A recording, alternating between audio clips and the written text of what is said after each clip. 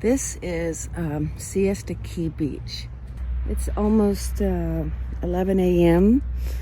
If you Google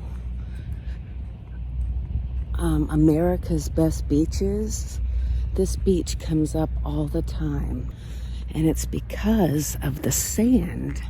The sand is like flour, like sugar, like almost powdered sugar. Oh my gosh, this sand. Oh man, let me see. It feels so soft. You guys, I don't know how else to describe this to you. I think I found you some. No, it's still a little bit more damp, but you can see it's a little cloudy today.